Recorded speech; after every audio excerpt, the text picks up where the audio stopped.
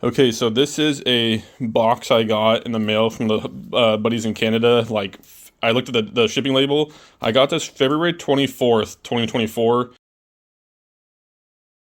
It is now March 20th, 2025. So, an entire year I've never opened this.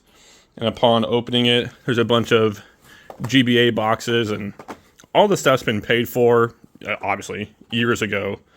And I have no idea what's even in this, so it's kind of like a surprise. And are these in here, or are these just cases? I think these are most likely just cases. Let's check one of these ones. Let's check. This is a really fun game. Okay, just cases. I think these are all simply just cover arts that will be harvested, basically. Yeah, cover arts and manuals. Any good GameCube stuff? I mean, this game went up a whole bunch in value. No manual, that's okay. Yeah, so this is all just a mixture of stuff that I totally forgot about that I bought. And my wife's gonna sort it all real quick. And this box was a bunch of like GBA, OG Xbox type stuff. And I saw towards the bottom, you know, some pretty cool like Pokemon trading card inserts, rule books. Oh, that's a cool one. Killer Instinct. You know, Pokemon Sapphire. There's gold. Gold, silver. As you keep going, there's more and more Pokemons down in here, like Fire Red, and this is a good one too. Twilight Oracle Seasons. Or Zelda, not Twilight. The hell. But yeah, I'll do a deeper dive when I have all this stuff sorted. This is actually in French. Salut pour la vie. I didn't say that right, but you get the idea. Just opened up this other random box that was in here. This looks like a bunch of cover art and manuals for PS2, Xbox 360, PS3, PS4, stuff like that. And sorting all this because my buddy does eBay refurbished, and I told him I bought this stuff literally a year ago. I'm going to ship him everything. I'm going to sort it by console, ship him everything, and then I will let you guys know when I get paid. Or if he scanned me. Update on the sorting.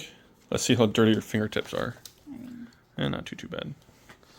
But this is some DS stuff. More DS manuals. This looks like PSP. There's actually some pretty decent stuff in here. But I don't care. The homie gets everything. I saw this is super throwback. Like when you had to actually have a download startup disc to go on Xbox Live and destroy your friends and talk smack. Random PS or PC game. Oh, is that what that is? Yeah. This Ben 10 games are actually a bolo. Some of them are actually really expensive. Nothing else too crazy so far that I see. But yeah, making progress. Here's an update. Now I don't have to buy replacement cases because I know XYAB and Sosa Games, shout out to Brad, were sold out and on back order. So now I just harvested a bunch of stuff. Well, I didn't, Megan did. And then these are all the manuals, artworks, cover arts, inserts, and all that stuff. So I'm just going to polybag all this stuff and put it into a big box and send it out.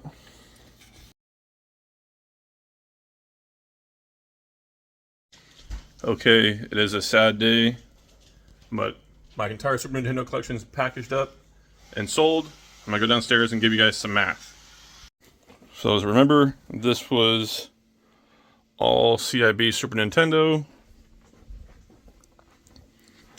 And then all of this is the remainder of my shelving and, you know, my game collection. Still have a couple of weird, like, obscure things, like some random inserts and promos for, like, Killer Instinct. Because I really like that game. This is cool, like, employee-only badge. These weird, like, Taco Bell coupons. Like, if you got enough, you got a free 64. I thought it was really cool.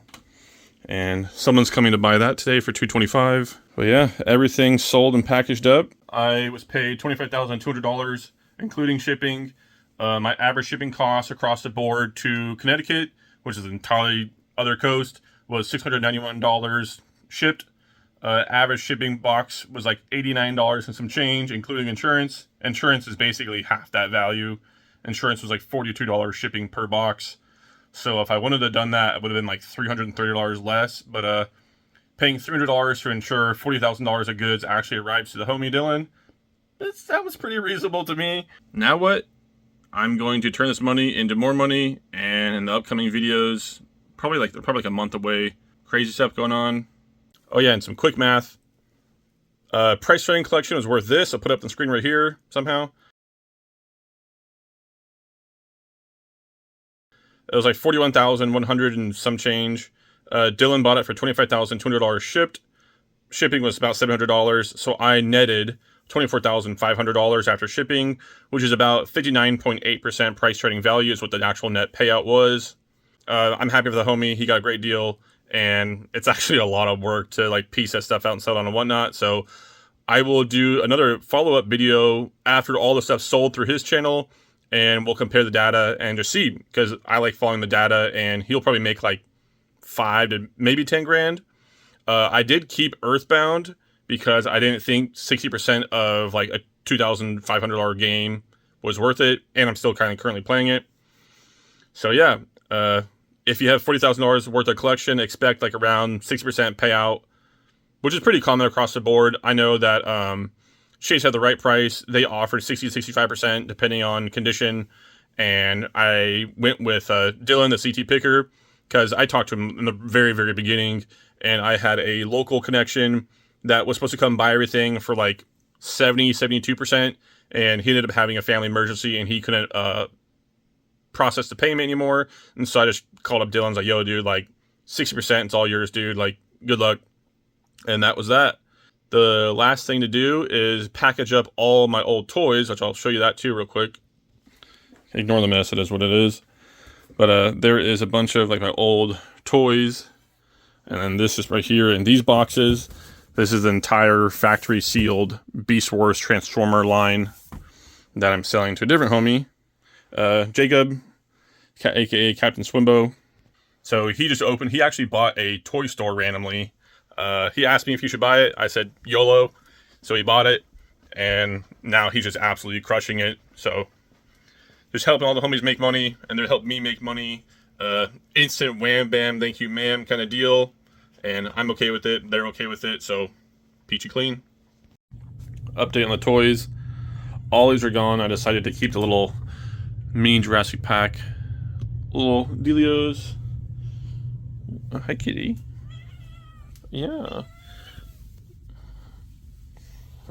And then these are all the boxes. We have 1, 2, 3, 4, 5, 6, 7. She's upset that I'm blocking her little hangout spot.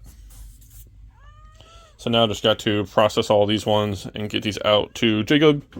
And he's paying 60% of what they're worth. And I'll pull that up right here real quick. Should I sell it? Okay, I'll do that, she said. Here is how I pulled up the price data for these toys. In column C is what I paid. I paid for this stuff over time over on eBay, and then some stuff I bought locally, so that's where that number is. These are all just 3 recent sales within the last 3 to 6 months of these specific items.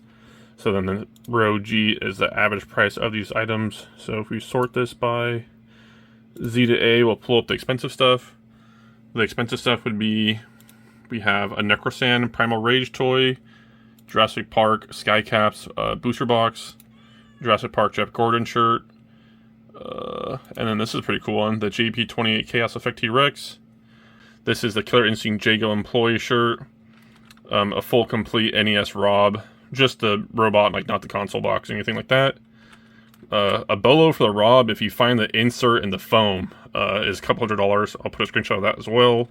And then this is also the Young T-Rex Battle Damage. These are the factory sealed toys. And then the Predacon Tribidactus Combiner Beast Wars is in the $300 range. And then the Vintage Darth Maul tie-dye shirt in size XL is in the $300 range. And then the brand new sealed Stegosaurus Jurassic Park, pretty cool.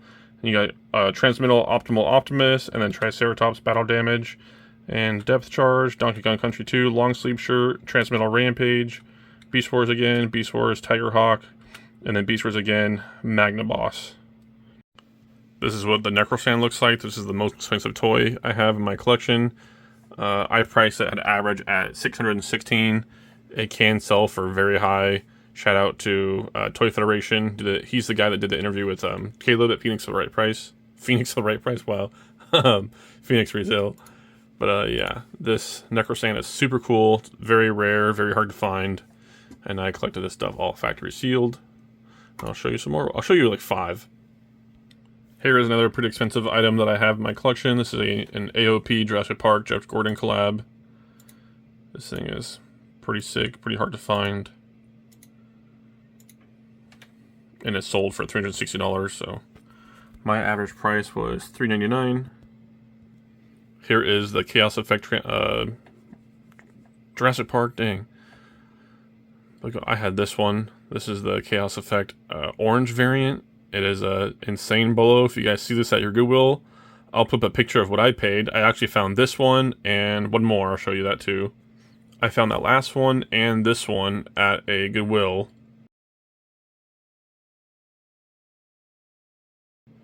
And mine is this variant, the $200 one, because mine is complete. Mine has the little inner cage that like sticks in their belly. I wonder if this one will show us. You guys have an idea. Yeah, like this like crack in their belly holds like a little human in a cage, and the human alone is worth like $100. And here's some